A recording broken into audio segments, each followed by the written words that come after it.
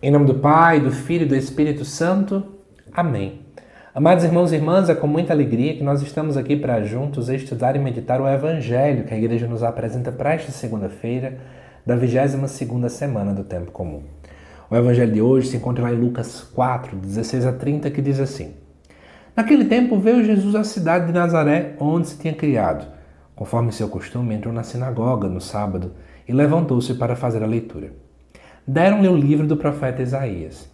Abrindo o livro, Jesus achou a passagem que estava escrito: O Espírito do Senhor está sobre mim, porque ele me consagrou com a unção para anunciar a boa nova aos pobres.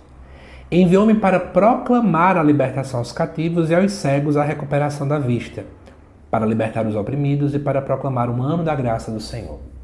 Depois fechou o livro, entregou-o ao ajudante e sentou-se. Todos os que estavam na sinagoga tinham os olhos fixos nele.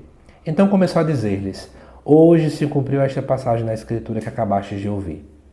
Todos davam testemunho a seu respeito, admirados com as palavras cheias de encanto que saíam de sua boca. E diziam: Não é este o filho de José? Jesus, porém, disse: Sem dúvida, vós me repetireis o provérbio: Médico, cura-te a ti mesmo. Faze também aqui em tua terra tudo o que ouvimos dizer que fizestes em Cafarnaum. E acrescentou: Em verdade eu vos digo que nenhum profeta é bem recebido em sua pátria. De fato, eu vos digo, no tempo do profeta Elias, quando não choveu durante 3 anos e 6 meses e houve uma grande fome em toda a região, havia muitas viúvas em Israel.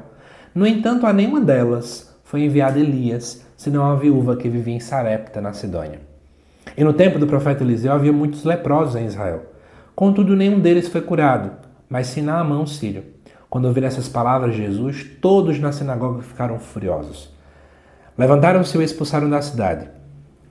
Levaram-no até o monte, sobre o qual a cidade estava construída com a intenção de lançá-lo no precipício. Jesus, porém, passando pelo meio deles, continuou seu caminho. Vamos lá, 3 pontos. Primeiro, Jesus na sinagoga. O que era uma sinagoga? Eu sempre costumo usar como expressão didática para as pessoas, é que a sinagoga seria algo como uma capela. Então, no contexto judaico era um local menor, mas lá era foco em estudar a Torá. E para nós católicos hoje seria uma espécie de Bíblia, né? A Torá só compreendia ali os 5 primeiros livros da Bíblia, mas também tinha os escritos proféticos, né? Que na nossa Bíblia também tem hoje, como exemplo, o livro do profeta Isaías. Jesus vai dia de sábado, dia de honrar a Deus para o judaísmo. Deus vai ali e aí ele vai pegar o rolo e vai desenrolá-lo. Isso era algo normal. No centro geralmente tinha um local onde você desenrolava. Cada sábado era uma pessoa diferente, sempre um homem, e Jesus era um homem, é judeu e, portanto, ele poderia fazer aquilo. O que chama a atenção é que Jesus, quando desenrola o rolo, é exatamente um texto que se refere a ele. O profeta falava, a gente vê isso no texto, que, de fato, viria ali a questão da libertação dos cativos, os cegos voltariam a ver, os oprimidos serem libertos e por aí vai. Todo mundo olha para Jesus e Jesus apenas diz, né? Agora acabou de se cumprir. Claro que as pessoas dizem: Meu Deus, como é que ele diz isso? Né? Quem é esse homem? Mas ao invés de aquelas pessoas buscarem ter fé nele e enxergar a verdade nele, elas começam a julgá-lo. E dizer assim: a gente não conhece quem é ele? Ele é filho de José, uma pessoa como a gente. Que história é essa de que a palavra se cumpriu? E aí, na verdade, Jesus automaticamente relembra desse provérbio famoso, que em outras palavras quer dizer o seguinte: olha, você é tão bom, faça aqui. Mas veja que essa expressão, ela nunca está solicitando que faça aqui, é apenas para desdenhar do outro. É alguém que não confia no outro, é alguém que duvida, que é incrédula. E por isso que Jesus fala: um profeta não aceita na sua própria terra. E aí Jesus automaticamente usa isso não apenas para as pessoas que o conheciam, mas podemos estender para a religião. Às vezes, dentro da própria igreja, dentro do próprio judaísmo, pessoas não acolheram Jesus, que é a sua pátria por origem. E podemos trazer ainda hoje, tá bom? E é esse o ponto de hoje.